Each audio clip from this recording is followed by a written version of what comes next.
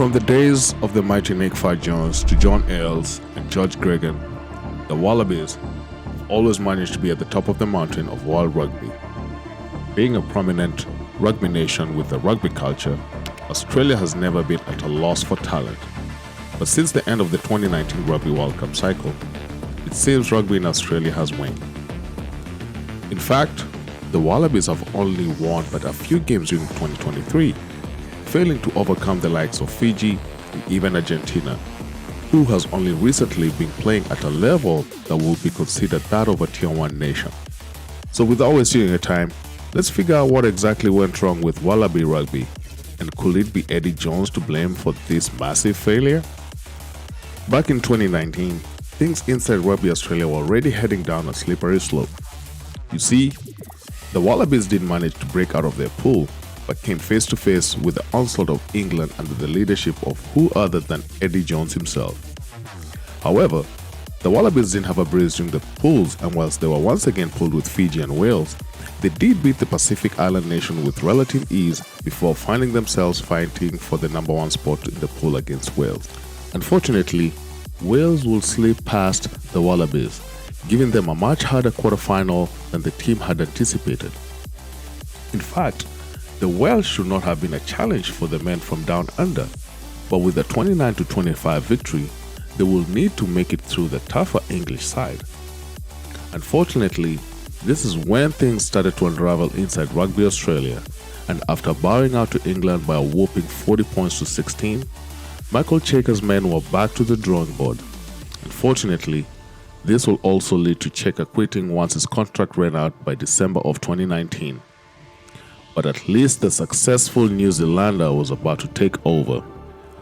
Whilst Rennie was tasked with the impossible of taking the Wallaby back to a force to be reckoned with during the pandemic, he almost made it.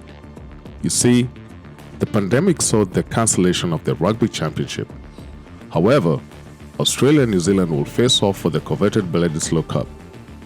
Rennie will come within a whisker of taking the cup down to Sydney, but after running out to a 16-all draw against the mighty All Black, the cup will stay in the land of the long white cloud. During the rest of the 2020 season, the Wallabies will draw twice against Argentina, beat the All Blacks, and also be demolished by New Zealand for another Bledisloe Cup defeat. However, the 2021 season saw them knock off France during the autumn internationals before having an average season during the Rugby Championship. In fact, it was not as if Australia was losing every game, and they even beat the Springbok once. Rennie will breeze through the start of the 2022 season with victories over the Boks and Argentina before it was time for the summer internationals up north. But what eventually broke the camel's back? You see, the Wallabies were still ranked in the top 5, but during the second game in the summer tour, they will suffer a historic defeat of 28-27 in Italy. Whilst they did manage to beat Wales 2 weeks later after narrowly losing to the Irish, the Wallabies wouldn't see another victory for almost a year in their first gold pool game in the World Cup. Thanks to such a poor run of form and Revy having the worst record of any Wallaby coach who ever seen more than 30 tests, Rugby Australia figured that with Eddie Jones back from his tenure in England, they might have a knight in shining armor to call upon. Inevitably, Dave Rennie was sacked and Eddie was back. Many pundits, including the likes of Tim Horan, will continue to say that Jones is a pivotal figure and could turn around Rugby Australia. However, the former England coach could not win a single game during the 2023 season, finishing dead last in the Rugby Championship. He will go on to make a controversial decision upon announcing his squad for the Rugby World Cup, leaving out the likes of Michael Hooper and Quade Cooper and standing by his decision of a younger squad. However, at no point did these players look comfortable, and without a leader to carry the team, it felt like headless sheep roaming the field. As the Rugby World Cup kicked off in Paris, many still believed Australia would at least see the quarterfinals. In fact, the Wallabies have never failed to make it to the playoffs. But after a devastating loss to a Fijian team that has seen a resurgence in quality, the Wallabies were on the back foot. Finally, this will culminate with a 40-6 defeat against Wales, setting up a new record for the Welsh over the Wallabies. Fiji narrowly beat Georgia, and the Wallabies had to depend on a miracle from Portugal to upset the Pacific Islanders in the final match of the pool games. Fiji only needed a point to secure a place in the last 8.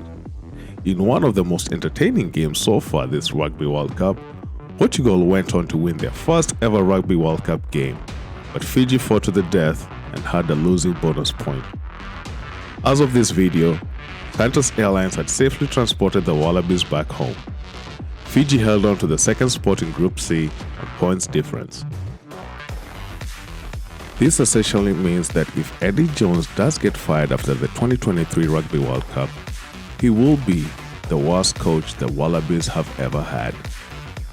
With the Wallabies failing to qualify for the quarterfinals for the first time in history, we would love to see some of your comments on whether you think Rugby Australia is in disarray and whether the powerhouse that used to be Wallaby Rugby might now be classified as a Tier 2 nation. Make sure to let us know in the comments.